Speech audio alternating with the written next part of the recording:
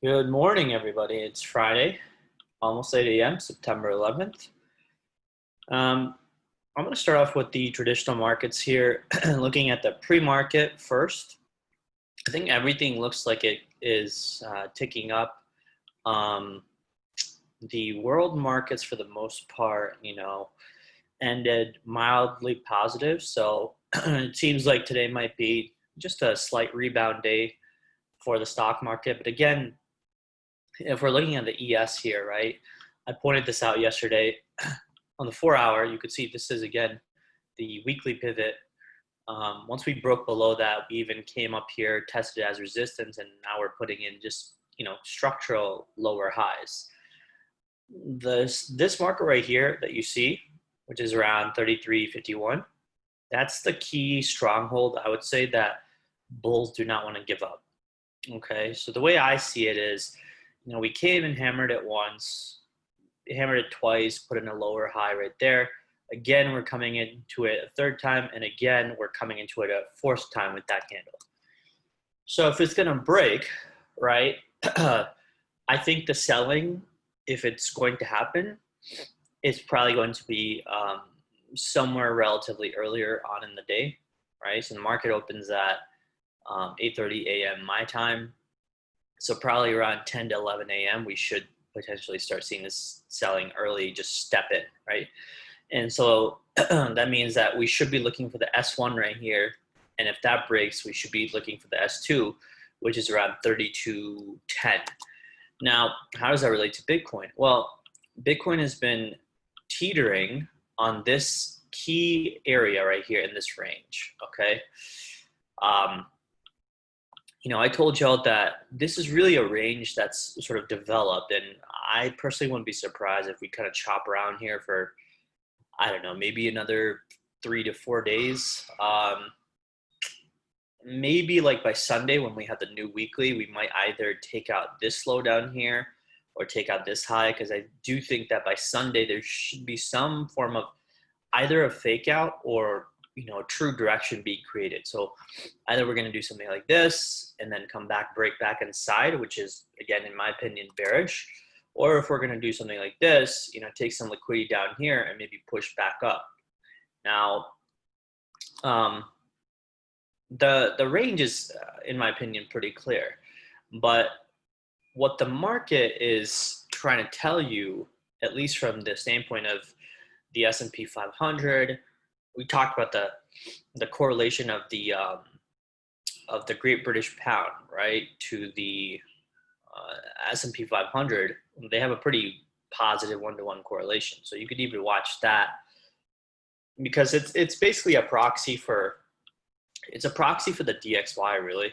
And the DXY, for the most part, hasn't really done anything special. It has put in these kind of two. Well, this is a hammer. This is kind of like a doji that's being printed, but this one has, almost like 10 hours left. And so depending on what happens in this particular candle, or even also what happens in the S&P 500, I think that will probably dictate the position and, direction rather of Bitcoin. Now we're still, again, holding this September 6th weekly open. So this is, again, why technicals matter, right? Like, if we didn't map out this level, you wouldn't know the importance of why price is bouncing here. Now, the reason price is bouncing here, because I've told you many times before that the weekly opens, the monthly opens, I don't know why, but the bots or professionals, they heavily defend this level, whether from the support standpoint or from the resistance standpoint, once we break under it, right? And so once that kind of happens, well, the market has kind of shifted its, line of control, if you will, okay?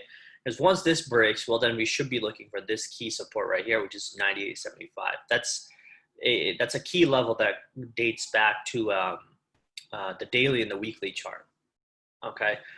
Now, the other metric that you could really watch, or the indicator rather, is this RSI model right here, okay? This is on the 4-hour. You can see this trend line has been kind of holding up price for several days, basically since September 3rd. And today is September 11th, so 8 days now. We've hammered this line multiple times, break below, and I would probably say that we will more than likely probably accelerate down, which again, like I said, 98.75 is the first, target from here down. Break below that, then, like I said, we have the targets below, which is 94.50. Let me actually write this down because 94.50, so we know, right? 94.50, 9,100, and $8,800. Okay, so I think I would probably say at the very least this one's going to hit. Okay, we might even wick into the 200 moving average, but I think chances are pretty high that we might at least catch a decent bounce right here, which is the 94.50 area. Okay, so keep an eye on that. It's also possible, like I was thinking about this the other day. Okay, let's just say the ES kind of breaks down, right? Oops. Let's just say the ES kind of breaks down towards the S2, but then comes back up here. Well, I think Bitcoin can do something like this over here, where it has a fast candle down here, boom, pops back into the range, okay? So it'll do, this kind of thing, right? This is our range that's defined, and a pop down, take out liquidity right here, find support at 94.50, and then pop back inside the range. So this is why in our short position that we have, our hedge, what I've done is I've listed one of the target profit markers as 94.50. Okay, so I'm going to trim probably 1/3 of my position right there, because I can't definitively say that we're definitely going to break towards 9,100 because I really don't know. So I would probably say that this is a good area to take profit. I really haven't touched my short position. I've been short from like 10,075. Let me see, 10,070, something like that. Oh wow, even lower. 10,010. So with this whole movement up, we've been. I think I shorted like literally right there. It's the worst luck, but my short is a hedge, and I'm not quite concerned about it because even as we go up and up, even if we go to 11,000, I have a pretty large cushion towards my stop, and also I'm spot long in my altcoins, right? I need this. It would benefit me if it actually broke up, which is totally fine with me because the altcoins would appreciate, significantly in value, in price if it does break up. If this breaks down, well, my altcoins are at a further loss, and I need to hedge that in some way, and I would rather hedge it with, my short position. Okay, so we have that for our RSI. OBV, same thing. I created this trend line, several weeks ago, and this is kind of interesting, right? I mean, I think this is a key support. This flips into resistance, and now we're kind of coming into that same area, trying to flip this as support. So this is the money flows of OBV, and once OBV starts showing you signs that it's breaking up and out, well, I mean, this is a very good sign. But here's the interesting part, right? Over here, if you look, okay, this is structurally a higher area of price, which is 10,000, 10,580 or something, right? And look at the OBV associated with it. Now you look over here, and price is significantly lower, right? Price is like that, and then over here we obviously have a slight higher high. So this is what personally I call like a OBV divergence.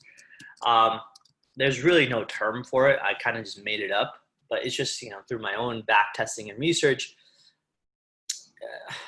there's been more times where when you get that OBV divergence, like price has not made a higher high, yet the OBV is starting to tick up. Well, technically we should start seeing the price move up. Like the price should, from here, at the very least get towards this area where the OBV marked this key high, or possibly, a higher area. That's just, through my back testing. But again, obviously that doesn't matter if price is not showing you any follow through, right? But at present moment, that's kind of what I'm seeing.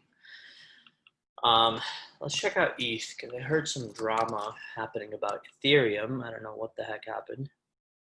Let me see. ETH is not really doing anything special. ETH came back, retested this 355 area as support. This is, in my opinion, a solid sign, because I think, if we could stay here and we push back up towards this high, chances are we could get to 380.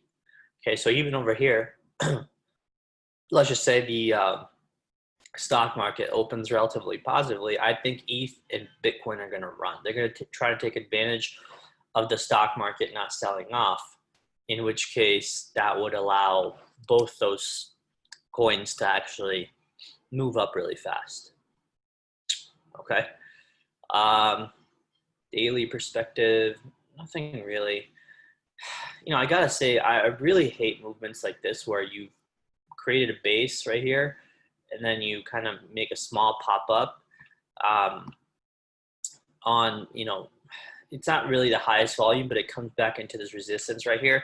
More often than not, I'll tell you guys, what I've seen in movements like this where you go like this and then you go like that, well, you start coming down back towards, this low. Okay, so just something to keep in mind. But from a 4-hour perspective, ETH looks pretty good. It looks like it retested this 355 as support. So we should be looking at least back towards these candle closings, which is 370, and then 380 would be next. Okay. Let's check out our sushi perp. Gosh. Yeah, I really thought that sushi was going to try to break out from here, but I guess it's kind of just come back to the bottom of the range, which kind of sucks. I think this is relatively the bottom of the range right here. So it looks like it's kind of broken below. Yeah, I don't know. I'm not too concerned about it, but like I said, with my altcoin positions, especially with something like sushi, which is already down 75%, it was down 90%. I don't mind holding it for a little bit longer, but I'm also not in a heavy position. So please make sure that you don't just jump all into any one position. Let's see, we talked about the DXY as well. Let's check out the Nasdaq Futures. Okay, so the Nasdaq Futures are kind of set up the same way. Okay, you just got to look at this low. And the reason we look at that low, guys, is this was the low right here from Friday. Okay, and it's a critically important low because, as you can see, we really have not been able to breach below it.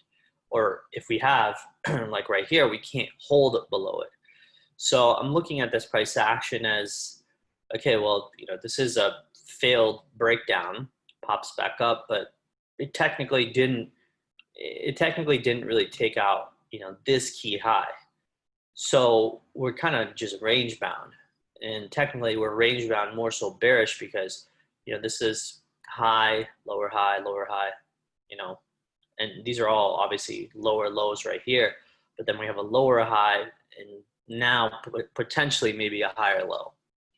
So maybe we turn around, but maybe we also break down. Okay. Anyway, time will tell.